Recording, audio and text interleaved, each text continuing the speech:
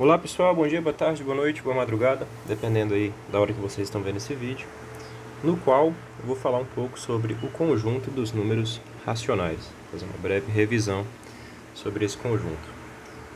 Nós já discutimos um pouco a questão dos números inteiros, fizemos uma revisão bem rápida, né, sobre o conjunto dos números inteiros, vimos ali que a vantagem dos inteiros relativamente aos naturais é que esse conjunto representa a ideia de perda, né? Todo número inteiro tem um inverso aditivo, um número que somado com o primeiro resulta em zero, e todas as propriedades de soma e produto que eram atendidas lá no conjunto dos naturais continuam atendidas no conjunto dos inteiros, né?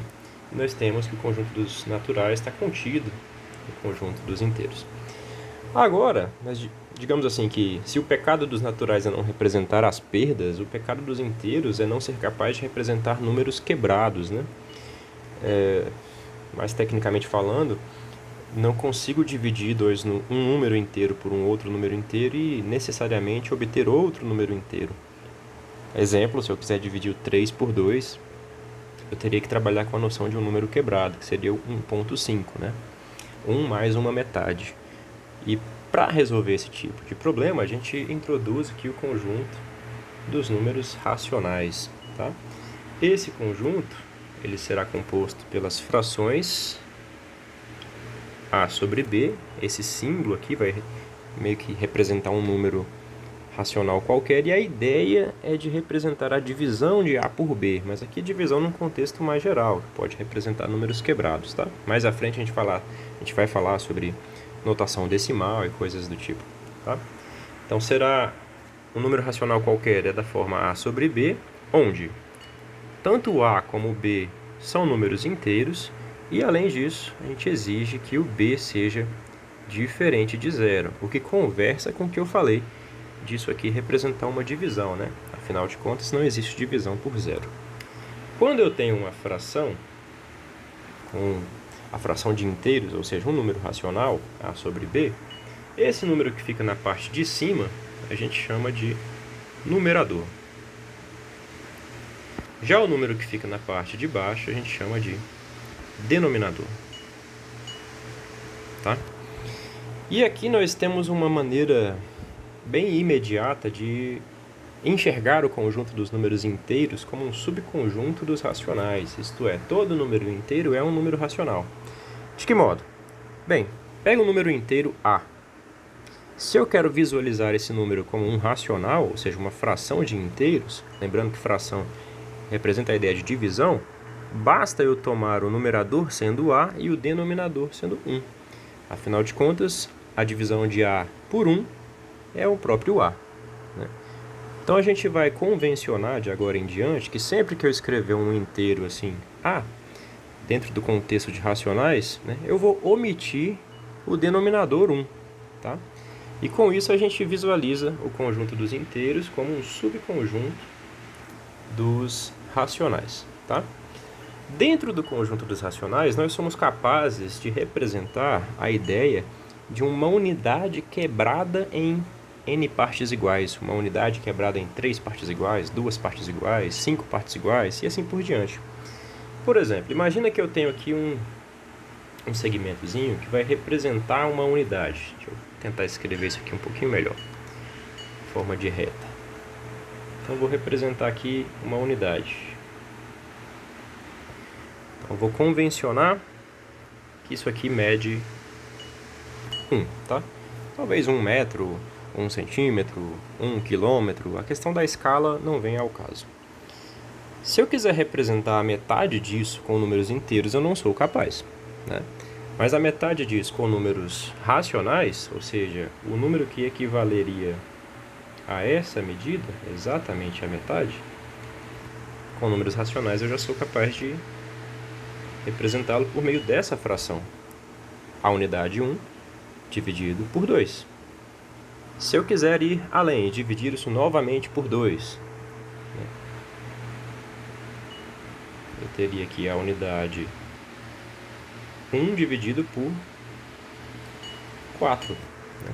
Ou seja, a metade da metade é o mesmo que dividir a unidade por 4. Opa! Aqui não é um 2, tá? Aqui é um 4. E essa é a ideia, né? De modo que, se eu quiser representar essas frações 1 sobre n, a ideia é pegar uma unidade, quebrá-la em n partes iguais, e aí eu consigo trabalhar com a representação numérica por meio das frações 1 sobre n. E uma coisa que nós já conseguimos meio que visualizar aqui é a ideia de que eu posso, por exemplo, dividir a unidade 1 em 4 partes iguais de uma só vez, ou eu posso dividi-la na metade e essa metade novamente pela metade, tá? Isso meio que nos diz que 1/4 eu posso pensar como 1/2 vezes 1/2, a metade da metade, né? E é isso que vai meio que justificar, juntamente com outras coisas que eu vou apresentar aqui, o motivo de a operação de produto de racionais, mas aqui também temos um produto, tá? Ser efetuada da seguinte maneira: se eu tenho duas frações A sobre B e C sobre D, o resultado vai ser o produto dos numeradores será o novo numerador, o produto dos denominadores será o novo denominador. Nesse pequeno exemplo aqui, se os numeradores são 1, nós vimos que deu certo, né? 1 vezes 1, 4, 2 vezes 2... 1 vezes 1, 1, 2 vezes 2, 4. Vamos aqui continuar com mais um exemplo. Imagine que aqui eu tenho novamente um segmento que representa uma unidade e eu quero dividir esse segmento em 6 partes iguais, tá? Aqui eu convenientemente tenho esse quadriculado e essa unidade pode ser particionada em 6 quadradinhos menores, né? De modo que, para representar essa nova medida de 1 dividido por 6, seria simplesmente esse quadradinho. Mas note que 1 dividido por 6, o 6 é igual a 2 vezes 3, né? Então, eu poderia ter dividido primeiro em 2 partes iguais. Então, eu viria para cá. Teria aqui 1 sobre 2. E aí eu pego esse 1 sobre 2 e divido em 3 partes iguais. E venho para cá, dando 1 sobre 6. Então, posso fazer isso, depois isso, ou diretamente isso, que é o mesmo que 1 sobre 2 vezes 1 sobre 3. Tá? Ficou bem exemplificado, né? Agora pensa o seguinte: digamos que eu dividi uma unidade em n partes iguais. E aí eu vou somar 1 sobre n, mais 1 sobre n, mais 1 sobre n, 3 vezes, por exemplo, né? Como isso aqui são 3 parcelas iguais, isso teria que ser 3 vezes 1 sobre n, né? Vamos pegar nesse caso aqui. Vou pegar 1 sobre 6 e somar com 1 sobre 6 mais 1 sobre 6, 3 vezes.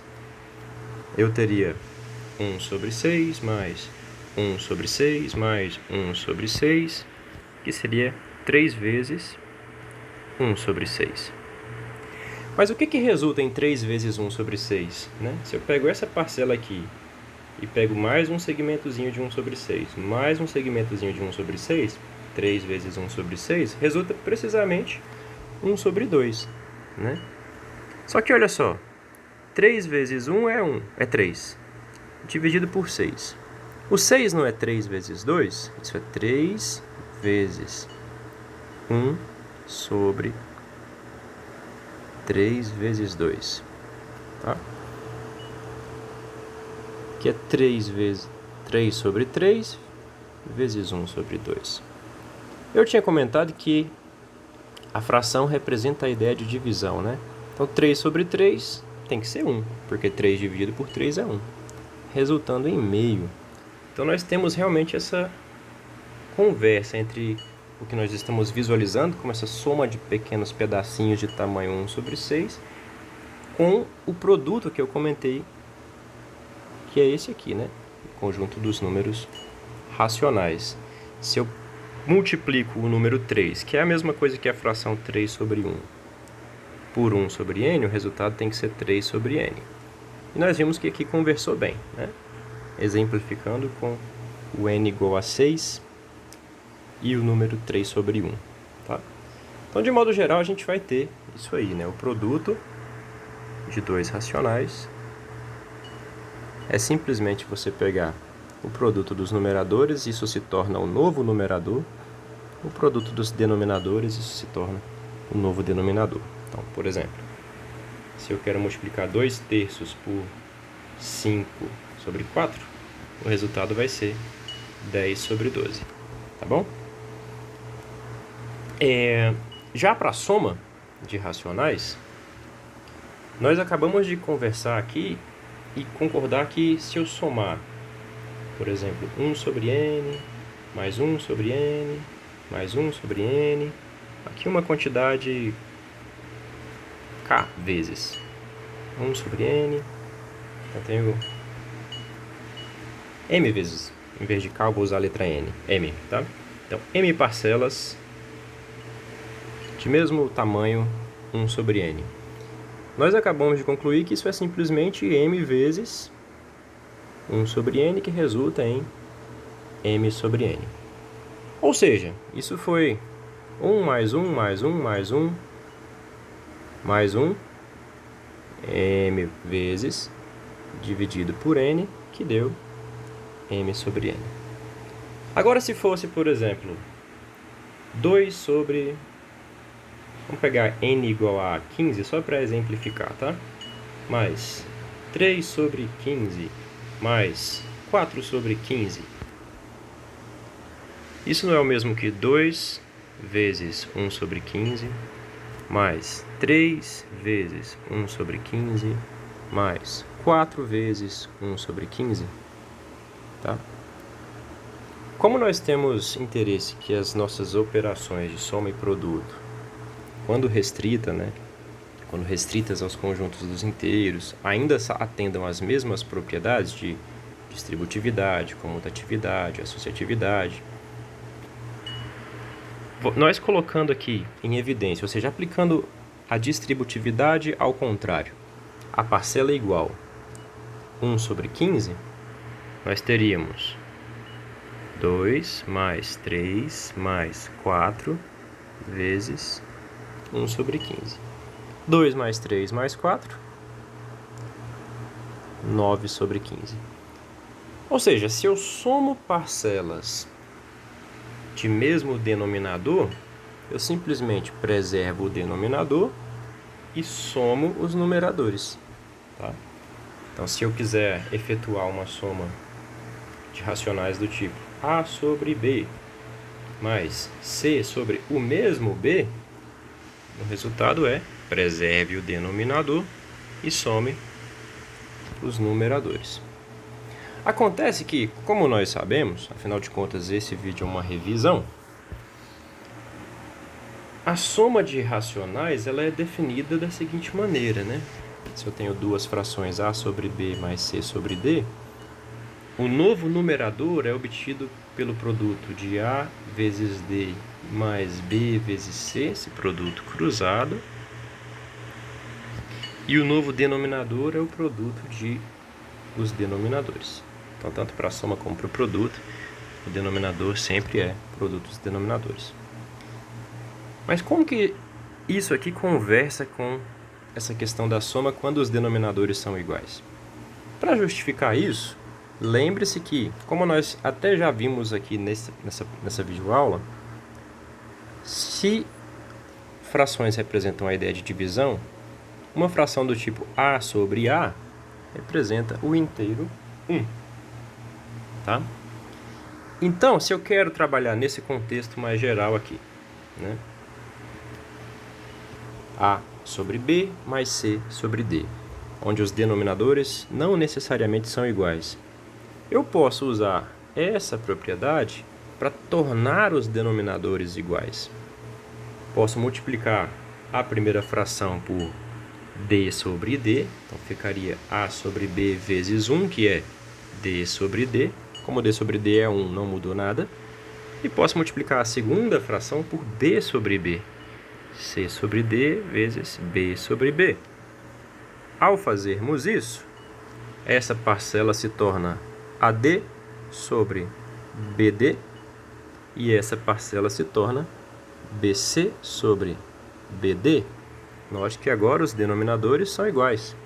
Então, preserve o denominador e some os numeradores, AD mais BC. E nós obtemos precisamente essa expressão, tá? Então, para memorizar, é sempre interessante usar esses diagramas, essas estratégias mnemônicas. O numerador é o produto cruzado aqui e o denominador, o produto dos denominadores. Mas a justificativa, né, é essa. Então, de certa maneira, a gente faz com que os denominadores das frações se tornem iguais, para então aplicar essa ideia aqui que é bem intuitiva e natural, tá? Então, aplicando essa definição, né? Se eu quero, por exemplo, somar 2 sobre 3 mais 4 sobre 5, o novo numerador, 2 vezes 5 mais 3 vezes 4, 10 mais 12. O novo denominador, 3 vezes 5, 15. E o resultado é 22 sobre 15. Mais um exemplo. 4 sobre 5 mais 3 sobre 4. O novo numerador, 4 vezes 4 mais 5 vezes 3, 16 mais 15. O novo denominador, 5 vezes 4, 20. Então temos 31 sobre 20. Mais um exemplo. 2 terços mais 4 sobre 5. Esse já foi, tô doido. 2 terços mais 4 sobre 8. Então, nós temos aqui 2 vezes 8 mais 3 vezes 4. Então, dá 16 mais 12, dividido por 3 vezes 8, 24. 16 mais 12, nós temos 28 sobre 24. E aqui, essa fração pode ser simplificada. Por quê? 28 é 2 vezes 14, 24 é 2 vezes 12. 2 sobre 2 nós sabemos que é a mesma coisa que 1. Então isso é 14 sobre 12. Novamente podemos simplificar.